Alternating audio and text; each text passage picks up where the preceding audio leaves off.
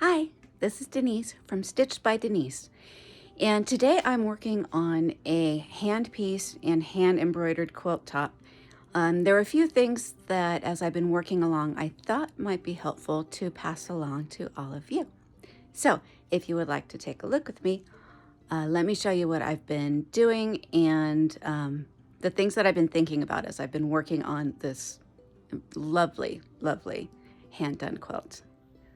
So first, let me give you a peek at this quilt top. Isn't that lovely with all the flowers and the baskets? Just lovely. As you can see, I've done some of the quilting so far on this row. So when I'm doing a quilt top like this, especially one that's so nicely sectioned, the first things I'll do after I baste down my sides and my top, those are always the first things I do, and then I will go around and stitch around each of these borders and each of these blocks. Now with the machine pieced quilt, I will stitch in the ditch the whole time, as long as the seams are pressed to the side. When they're pressed open, I have to stitch off the ditch just a little bit, but that's a different issue. So when it's hand pieced like this one, so the idea is to, when you're quilting, yes, we like to make it pretty and lovely and all that type of things, but really what we're trying to do is secure all of these seams. We want to make sure that all of the seams, everything stays put. And so we want to secure them the best we can. So when it's hand pieced, this seam up here, so normally, you know, with the machine pieced, I would have gone in that ditch right there, and then you wouldn't be able to see the stitching at all. But when I was coming along here, I could see the stitches. Let's see if we can see them over here. So on this side, once I had basted down, so you can see right there, you can see all of those little hand stitches in there. Now if I had stitched in the ditch, those stitches would not be secured, and it would be easy for one of those stitches to pop, especially if I came along after that. And another thing I like to do is echo stitch. So if I had stitched in the ditch there and then I did an echo out here on the 1/4 inch, that would make that seam kind of pop up and it would not be very secure. So what I did instead with this one, since it's hand pieced, up here you can see I stitched right along, right by the edge. So what that is doing is making sure that seam is absolutely secure. There's no worry at all about those stitches coming undone, especially a place that's close to the edge, like a border this close to the edge, because that's going to take a lot of stress even after it's all quilted. As you can see, I haven't quilted that border yet. Even once it's all quilted, there's still going to be a fair amount of stress there. So I want to make sure that that's nicely secured. And as you can see too, this thread, it almost disappears. Let me show you what I used there. What I used for this quilt and all of this, it's not quite basting stitches, but the securing stitches I did in all of the ditch areas is this micro quilter from Superior. As you can see, it's so thin, it's a 100-weight thread, and it basically disappears. It's taken me quite a while to get this thread to work well on my machine. For a long time I would get shredding. And one tip that I heard from Capri Beckman, so if you have an Innova, you know who Capri is, but she was talking about, I think, metallic threads. And advice that she gave was to run it through just one hole in that pole. And I tell you what, I have not had any shredding with my micro quilter running it this way. So very happy for that advice. It was very helpful. Now the thread that I'm running in my bobbin this is a Magna Glide. It's an M style because the Innovas run the larger M style bobbins. I love the Magna Glides because they have such consistent tension. Now this is a Magna Glide Classic. They have Classic and then they have the Delights. The Classic runs their 60 weight thread, which, as you can see, also just disappears. It's such a wonderful weight to work with, great tension. The Delights are the 40 weight thread, so you'll get less thread on the bobbin and it'll show up just a little bit more. But the good thing about the Delights is they offer more colors. So if you're looking for a pre-wound magnetic bobbin, and you want to have more options for running the same color bobbin as top thread, then you can look at the Delights. But most of the time I have this light tan, I have white, I have a light gray and a dark gray and black in the Classics, and those work for maybe 90% of the quilts that I do. But I really like these, and it's a great combination here with the micro quilter. So as you can see on this quilt top, there's this lovely hand embroidery.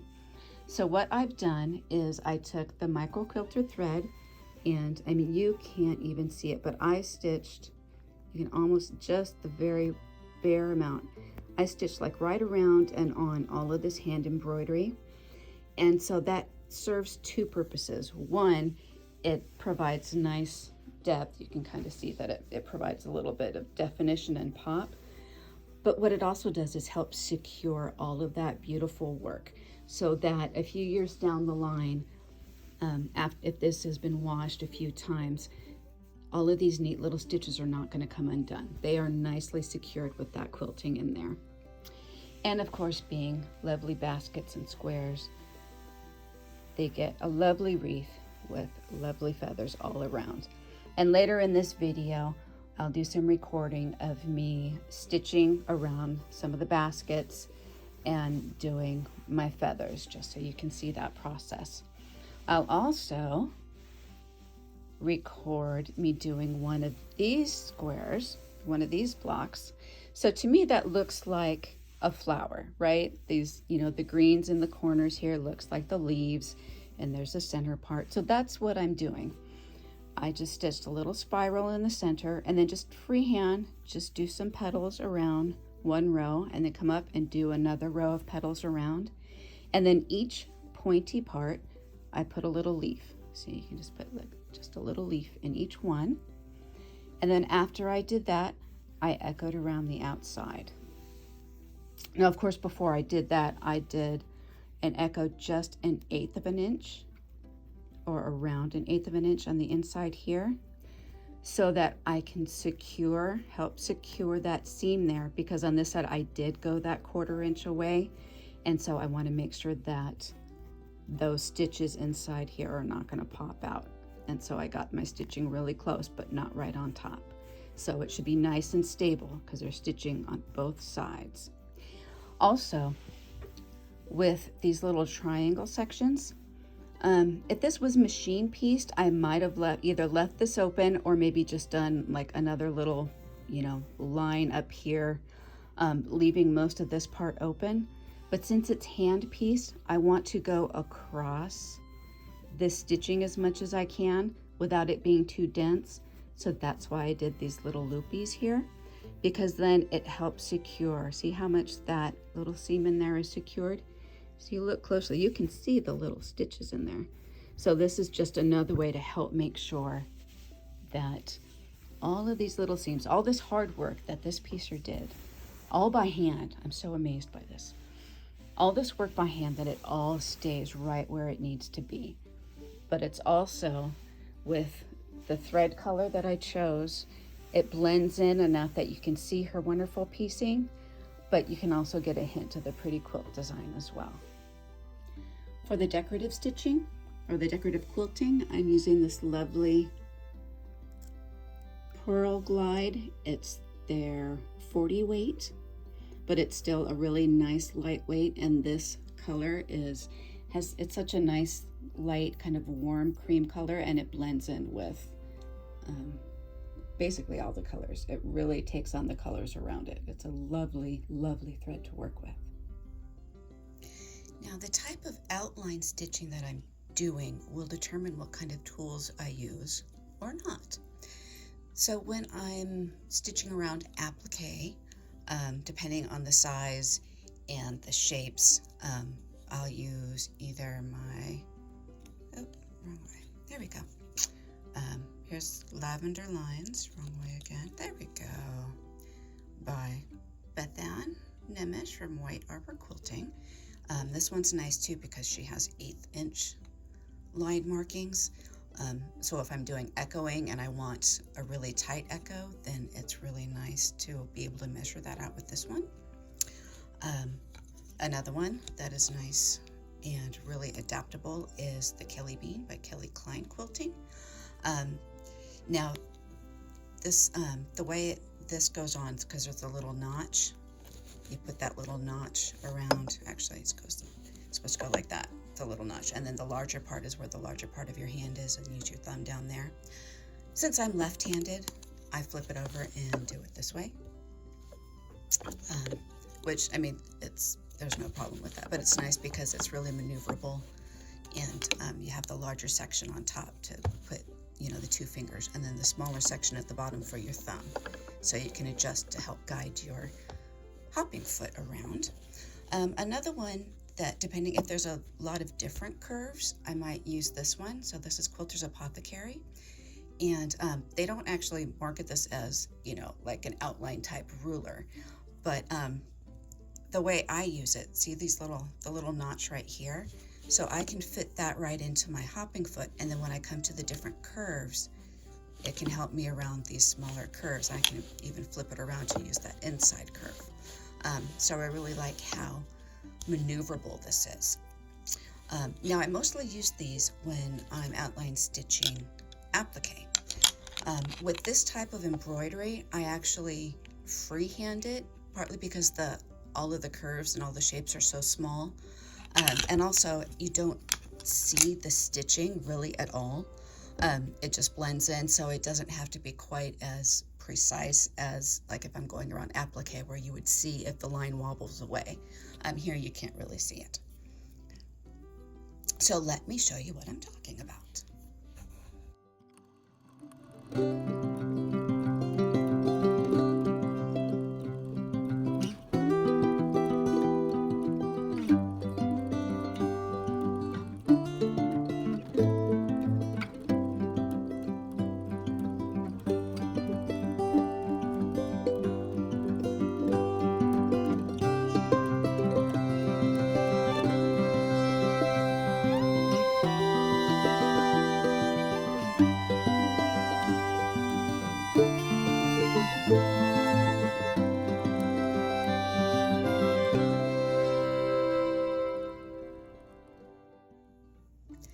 Next, I'll be stitching the wreath around this lovely little basket.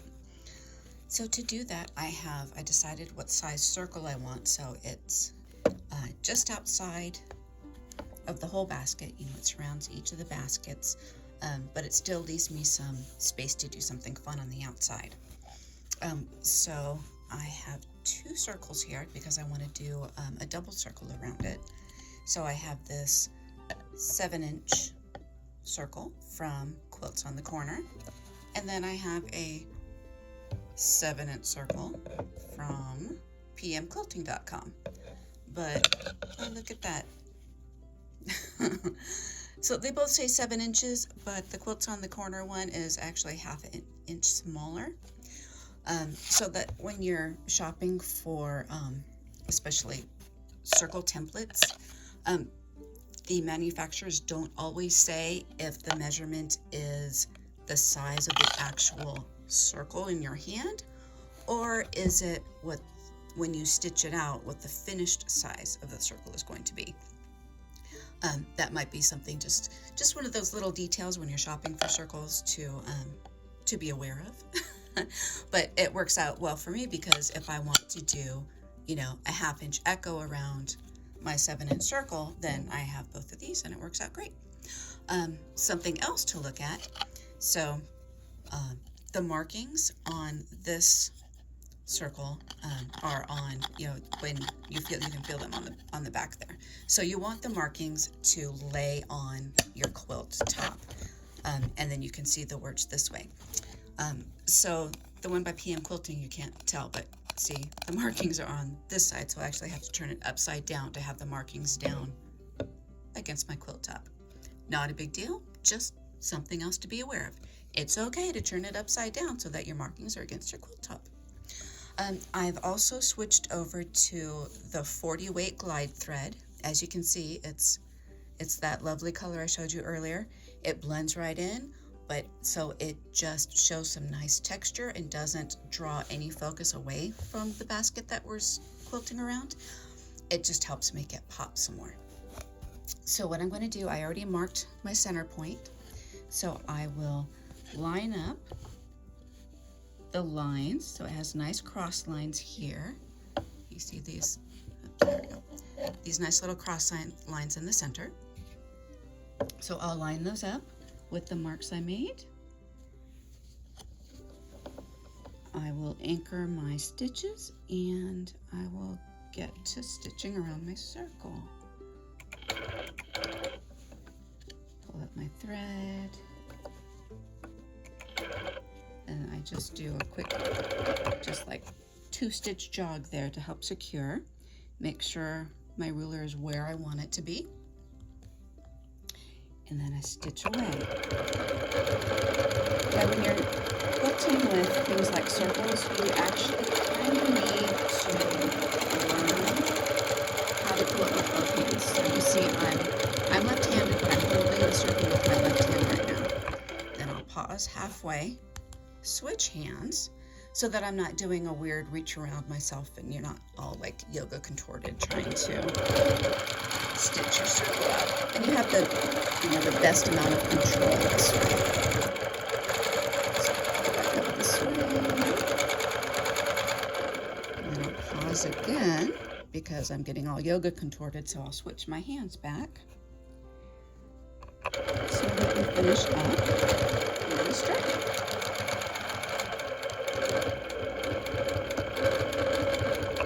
And I do try to stitch over those beginning stitches just a little bit. So we can trim those. Now since I'm not moving my foot very far to do the stitch the echo, I will just lift up, move over, and down. Find my center again. And actually, so you don't really have to find the center because you just line the circle up with the lines that you already stitched. Easy peasy. So I do my little jog to secure my stitches again. And switch my hands off.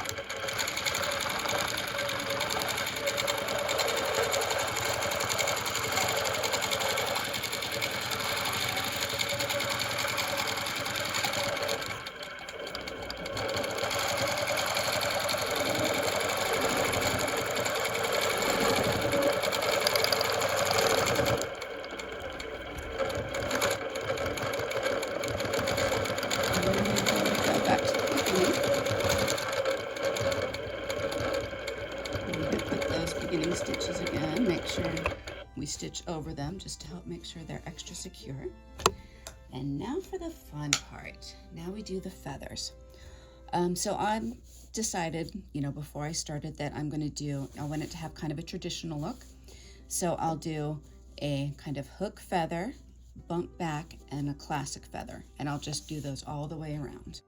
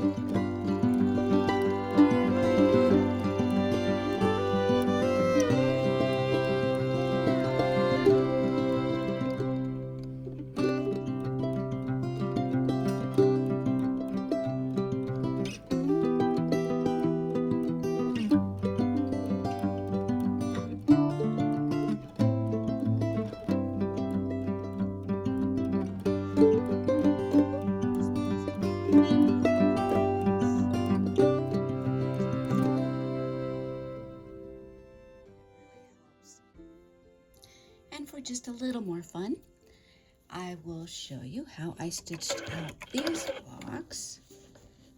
And what I did, you can see that I've already, I ditch stitched these parts here with the micro quilter. So you really can't see it, it's really thin. And then I did some echo quilting really close to the edge here to really help secure those stitches. And then I echo quilted outside here and then just did the little loop-de-loop like I talked about before. And so now I'm going to do this central flower. So I've secured my stitches. I'm going to go around and go over it again and loop out just a little bit so I can go in there and trim those threads so those threads don't get in the way. Now I'm just going to make nice little spirals around the lines.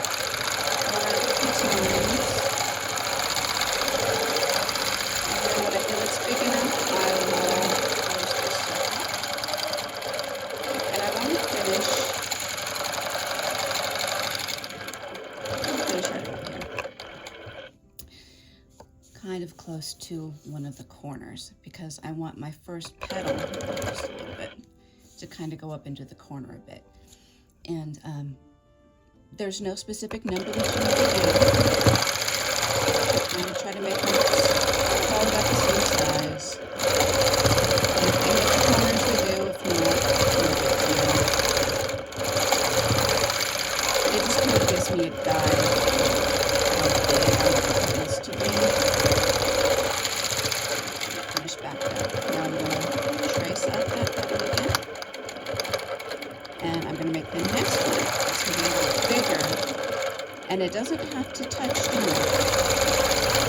Just get close. Your eye will do the rest. I just want them to be a little bit bigger than the previous ones. Continue to travel from the distance.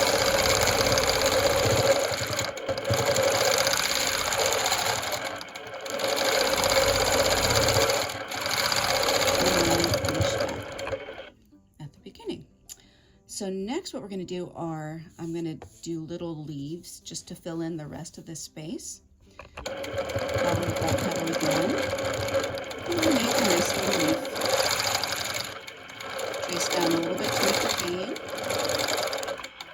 And with veins, you always want to make sure there's just a little bit of a curve to it because that really helps give it definition and helps make it look more dimensional.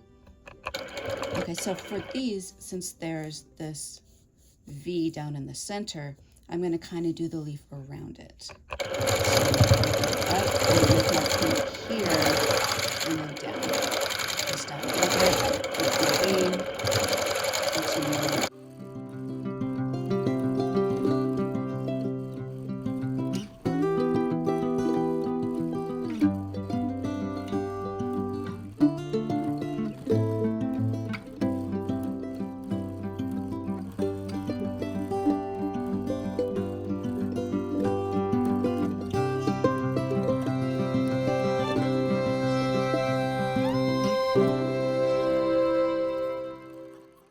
So when I get close to back to the beginning, I'm going to go to my nearest seam, go out just a little bit, and start my echo. So what I'm really trying to do here is fill some space. So I don't want my echoes to get too close to my shapes. So in those spots, I'll just stitch out my lines. So over here. So I'm just kind of cutting that space in half, basically. So I'll go up the line a little bit. Trace along the line.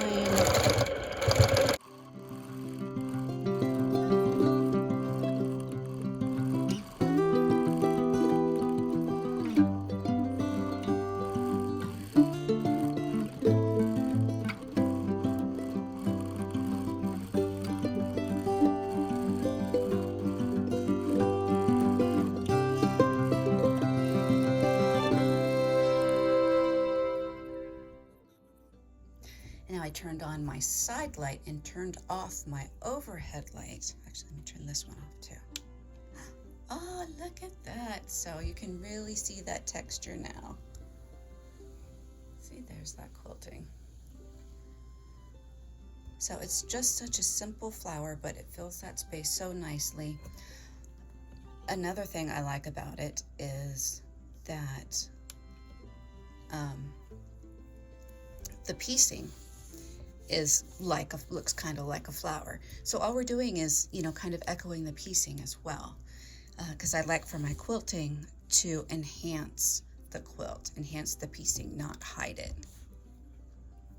So I think that does it well with the leaves up in these green sections and then having that swirl in the center. Another reason I chose to do a design like this instead of, so a lot of times what I'll do is kind of echo a lot of these shapes here, but since it's hand pieced, I wanted to really cover up those seams, go over those seams as many times as possible. So echo, you know, quilting around each of the seams wouldn't hold them quite as well as stitching over them like this. So we can be really sure that all of her wonderful work, hand piecing this beautiful quilt, isn't for naught, that, you know, the seams aren't popping out on her. So here's a photo of the quilt all finished. So thank you for watching my video. If you like my videos, please subscribe so you can see more and give me a like. And if you comment, I try to comment back as soon as I can. Thank you so much.